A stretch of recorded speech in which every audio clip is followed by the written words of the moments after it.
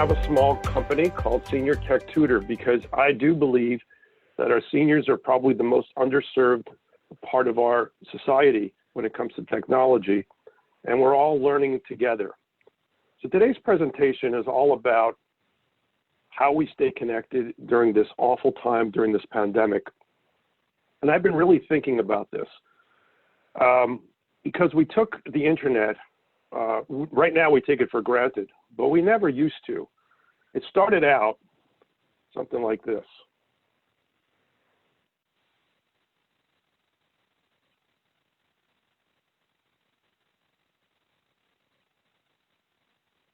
And 22 years ago, I recorded a very well-known catchphrase for AOL. Hey, Elwood, I just got an email. You've got mail. Welcome. It all started when my wife, Karen, who worked for Quantum Computer Services, overheard Steve Case talking about adding a voice to the then upcoming AOL software in 1989. So she volunteered my voice, and on a cassette deck in my living room, I recorded the phrases that you've come to know, such as the... Hey, Elwood, look what we got.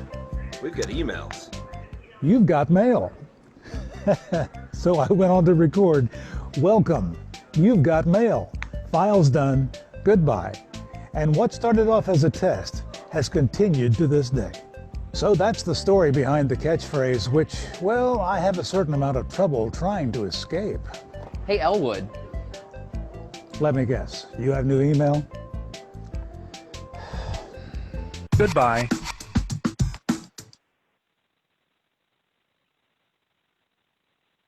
Okay, so that's the idea. We got started that way, but we are not in that, thank goodness, anymore. So I usually start my seminars with what is the internet. Lots of people have lots of things that they think that they know what the internet is. But because I can't see you, you can certainly, I usually ask this and we have a dialogue, what do people really think the internet is? And I'll tell you that mostly what the internet is just connecting computers all over the world from one place to another. Now, when you think about it, used to do it all with wires, and they were all over the place. We can think of our telephone wires, if you will, from years ago. Now everything is wireless, or not everything, but a lot of things are. So the internet is an interconnection of computers from one to another. Is that the same thing as other things that we've been thinking about, like what is Wi-Fi and World Wide Web and Bluetooth? So those are the things that banter around all over the place for us. So what is Wi-Fi? Let's go one step at a time. So Wi-Fi is simply a radio frequency that allows us to access that internet. Remember, we put together computers wirelessly. It's actually a radio wave. It doesn't really matter what it's called, but it's a wireless fidelity, which means IEEE 802.11x. Well, I'm sure you're all very excited about knowing all that. But suffice it to say, it allows us to connect wirelessly with the internet. So everyone uses internet and World Wide Web as an interchangeable word. And I will tell you that those are not the same things. Internet started by a way of trying to keep us connected during a pandemic, during even a nuclear attack. That was the idea of actually having communication, even during that time. So, but the World Wide Web wasn't created, so that was back in the 70s and 80s, and that's how we really got started. But now the World Wide Web became known to us in about 1993. The World Wide Web creates a platform for us to create websites or information sharing that's pretty much around the world. And that's what the World Wide Web has done. So when we talk about websites, the World Wide Web has given us that kind of option to do. But now we have a new thing. What the heck is this Bluetooth thing? Well, I have usually a Bluetooth headset on. Today I'm using a wired headset.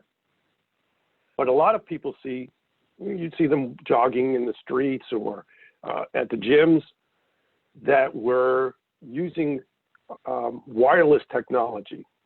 The difference between this wireless technology is even lower radio frequency than Wi-Fi, and it's only good for 30 feet. So you have to be pretty close to your device. It actually connects your device wirelessly with another device. So suppose I have an iPad and an iPhone, or if it doesn't have to be it can be any cellular phone and a tablet. A lot of times they're connected with Bluetooth. Lots of people have Bluetooth connections in their car. That's how it gets to connect with your phones. You can pick up your telephone or call in your car via Bluetooth. Remember, it's only good for 30 feet. So that's part of it. A lot of things that I'm going to be talking about are things that I think relate to us as seniors, and I'm getting to that age. I know it's a difficult thing for some of us to struggle with. And are you struggling with EHR? And I always ask this question, does everybody know what EHR is? And if any of you have taken my classes before, you probably remember what it is. It's called electronic health records. And we're all being forced to, remember, open up that portal from your doctors. Doctors get paid a little bit extra just to have you open up your portal, and then they're rated on their performance. So it's driving you to do that, whether you want to do that or not. So that's just another thing that we have to deal with. Have you bought a TV lately? It used to be, I don't know, I would take it out of the box, I would plug it into the wall, and then I would plug in the cable wire, and I'm done. Well, now we get all these smart TVs. It makes me feel stupid, but anyway, they're smart. What does that mean? That means that they have streaming services available to them. You can just sign up for a streaming service, and we'll talk about that in a few minutes, what a streaming service is. But you can do that, and that's what's considered a smart TV. And I get this question all the time. So I need a new phone. What should I buy? Should I buy an iPhone or other brands? And I will just tell you that it's a very individual decision. If you're used to another brand of phone other than the Apple world, stay with it. You're going to be just fine. It's usually less expensive, although I will tell you that it's really used to be just price point. That's really changing. The iPhone is just coming out with a new, really inexpensive phone that's just as good as the iPhone 10. Very similar in the processor. It's missing a couple odds and ends, and it still has a home button, by the way. It's called the iPhone SE. And for all of you who are shopping online right now, we're all sitting at home shopping online, make sure when you're on your web browser, that's that top bar that you type in wherever you're going, to Amazon or whatever, that there's a lock, actual padlock there. That means it's a more secure site. And we're always looking for answers to our questions and whom do you trust. But today I want to focus a little bit on staying connected with video conferencing. That's what we're doing right now. We're on a Zoom call. It wasn't too long ago where there was one big television right in the top of the conference room, and that's all we knew about. We talked to one television. Now we can have that opportunity right in the palm of our hands with our smartphones. Socially staying connected. How are you doing that right now? It's interesting. I'm reading a book. I'll just hold it up here. It's called How the Internet Happened. It's a very interesting book for those of you who like history. And this is recent history because we're talking about the 1990s. Facebook has become a platform for our age group. It was never intended to be for our age group. It was intended to be on the college campus only, and that's where it was. And unfortunately for the college students, it's gone away for them. Fortunately for us, we still have all these robust observations and tools that are available via Facebook. Facebook is a very powerful social connecting opportunity. If you're not using it, well, that's a whole class just on Facebook. So I want to go over some options. We're talking about Zoom conferencing, and Anastasia did a really good job before this in our Tuesday conference call about understanding some of the tools of Zoom. One of the things that's really taken over, you'll see on the right of your screen, my birthday party. For me, it was for one of my grandchildren. And that's what people are doing. They're staying connected any way they can. But one of the big problems that I'm seeing out with Zoom calls is people are not understanding what equipment is in their apartment or their homes. So they're having a very difficult time staying connected, especially with video, because video requires a lot more better equipment. So right now in your homes, many of you have these pieces of equipment. They're usually called a router, a modem router. On the top left, in my top left of the screen is this old surfboard. That is just a modem. And then we needed another piece of equipment that looks like this, and that was a router. Lots of people had two pieces of equipment, the modem and the router, and then it got connected as a wireless connection. Now they've combined them. Xfinity has a new X1 box out, and that's what you're seeing at the top right. And a lot of you have Fios or Verizon. That looks very similar to a modem router in their new platform, or just a little bit older modem router from Xfinity on the bottom right. But a lot of people have an opportunity that they're missing. We're all talking about Wi-Fi and how important it is, and it is. You go out to Panera and stuff like that in the non-pandemic world, and Wi-Fi is important. But at home, when you're stuck at home, your best connection is probably with a wire. This Ethernet wire that I have right here is a great way to connect your computers, not your tablets, but your computers, right to the internet. It's done. I'm showing you here with a small Xfinity box that are new applications. You plug that right into your computer, and you've got probably the best possible connection you can get. The problem is that a lot of these pieces of equipment are all over the house, so they're not very convenient to put a wire. And that's why we are all on Wi-Fi, mostly for convenience sake. So our devices stay on the internet, but are done wirelessly. But one other thing I wanted to talk about when it comes to the connection of our video calls is bandwidth.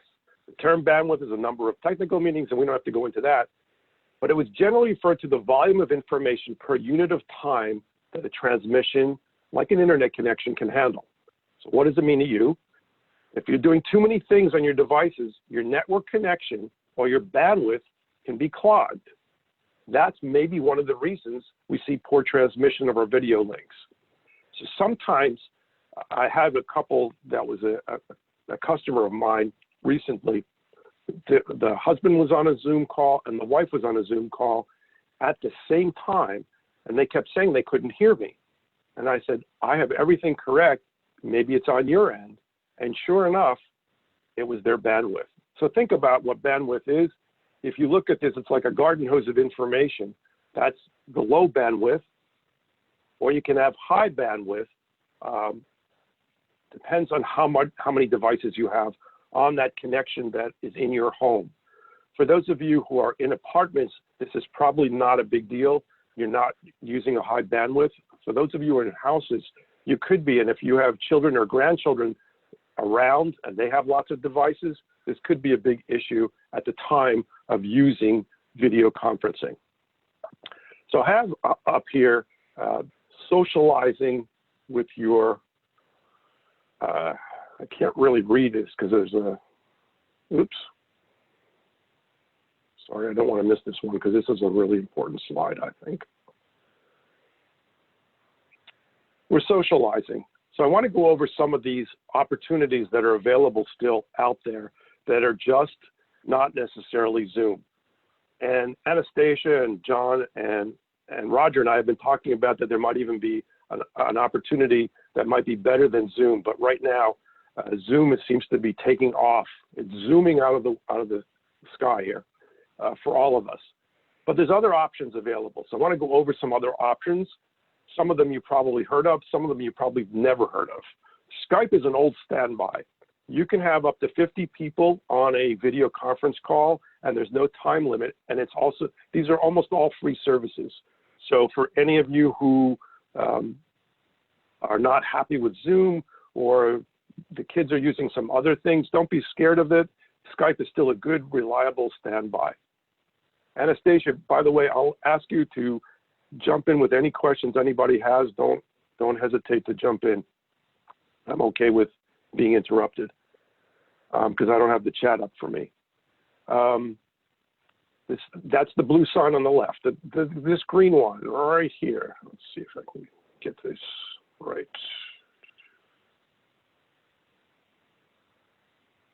Yeah, whoops, crap.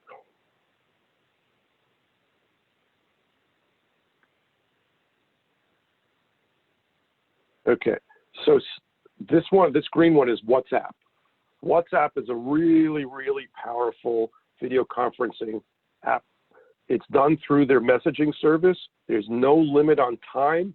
Up to 8 people can be in a conference video call, and is one of the most secure video conferencing calls out there, believe it or not.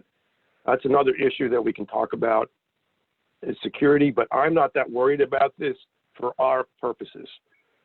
So WhatsApp is really a good app. It's actually owned by Facebook. And Facebook Messenger, this blue one on the right, just came available for your desktop. So that's also pretty new and also does not have a limit. I'm sorry, for a time limit, there's about 50 people can get on there, but that's still brand new and it's still working out the kinks. Slack is being used a lot in video conferencing with Teams. It's a Microsoft product for people who are at a big place like Boeing or something like that, where they would have Teams, but it does have a video conferencing opportunity. That does cost money though. Google Duo. Google Duo is one that used to be called something Google Hangouts. It's now Google Duo. You can have, let me see, up to 12 people. And one of the great things, we just talked about bandwidth. You don't need a lot of bandwidth with this one. It's really being reinvented by Google. The only thing you do have to have is a Google account. So if you have a Gmail account, then you already have a Google account. WebEx meetings, this one right here, really good opportunity to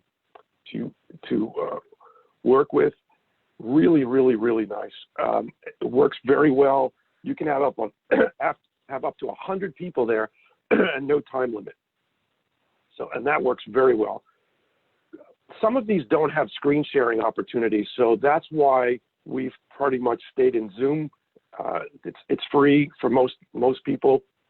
GoToMeeting is another one that does have a screen sharing also, but that does cost money. Here's a couple that you probably never heard of. House Party can have up to 12 people. There's no time limit.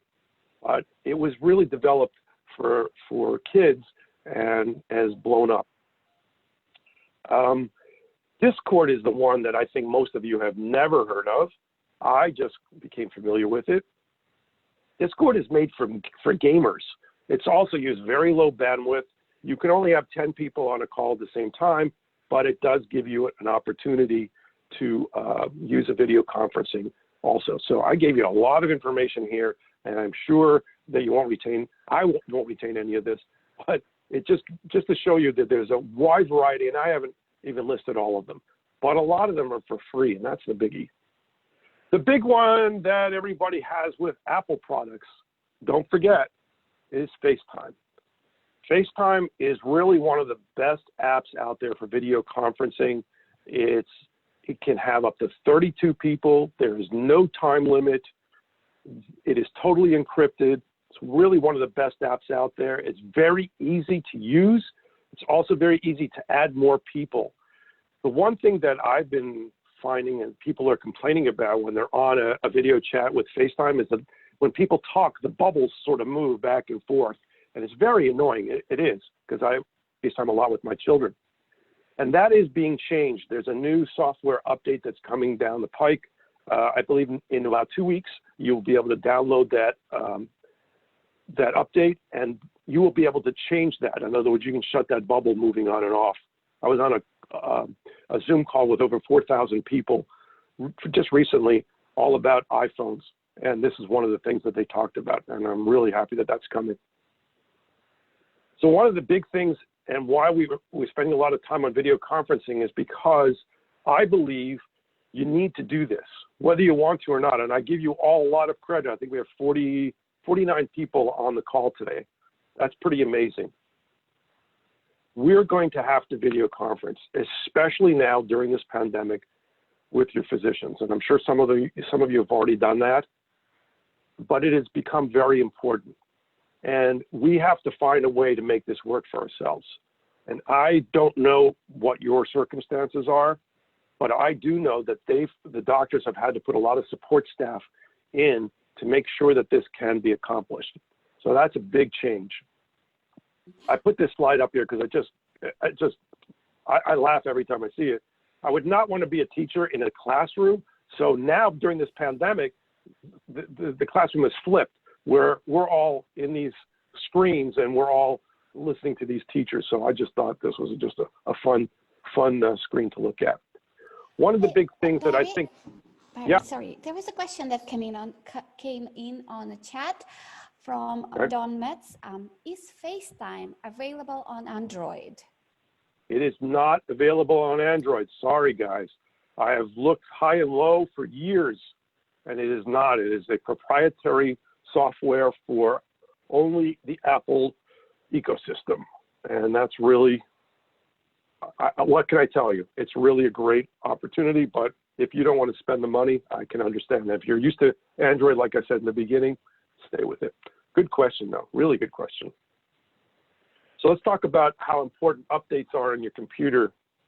For those of you who are using Windows 10, I put this slide up because I wanted to go over it. It's a really important aspect of things that I talk about on every seminar. Windows 10 looks really nice over here. If you go down to the Windows, it looks like 4 panels, or you have it on your keypad. You want to hit that Windows button, and this will pop up on the left side of the programs, usually, or below the programs. And you look for this Settings app. You want to hit that Settings app, and then you want to scroll down when it opens up, and you look for Windows Updates and Security, I believe it says. You want to open up this Windows Updates and see where it says Check for Updates. And it says, oh, I just last checked that. And it usually says, like, what time is it now? 1:40. It'll say, oh, I just checked it 15 minutes ago or 10 minutes ago. Don't believe it. We all have it on where it automatically updates. And I say to you, it usually doesn't automatically update. See this download and install now? We're actually on version 1909, not 1903. Download and install now should usually be done. If you have an opportunity to do that on your computer, do it. It helps keep all the viruses and malware that accumulates on our computers, especially in Windows, kind of as good a job as Windows can do with it. It's not the end all and be all, but it really does help if you keep that up to date and really do that about once a week, because we all tend to forget that. So I just wanted to put that up there. We all struggle with passwords. Passwords are a really big deal in our world today. I do think they're going to go away in the next few years, are still very, very prevalent today. One of the biggest issues I have when I go into someone's home, which I'm not right now, I wish I was, is passwords. We don't remember them. We don't know where we put them. I would recommend everyone to get a 1Password catch-all, which is what is displayed here on the screen. And I don't have any particular preference to any of these. Or you can save some of the passwords on a cloud-based thing, whether it's a Google Drive, and you all have an opportunity if you have a Gmail account. One of the best places if you have in the iWorld is Notes. That's a really good opportunity to put some of the passwords, and you can save them from device to device to device. So if you have an iPad, an iPhone, and a computer in the iWorld, they all save on one place. Just an idea. I like this quote. It's because we all have to stay strong, stand alone, be smart enough to know when you need help, and brave enough to ask for it. I didn't want to go too long, but I do want to mention this, and that's 5G. It's coming. Your phones are going to have to be replaced pretty soon as 5G works out. I do think it's another year away at least, especially with the pandemic. There's a lot of architecture that has to go out there from the cell companies. It is going to be a lot faster, and that's great.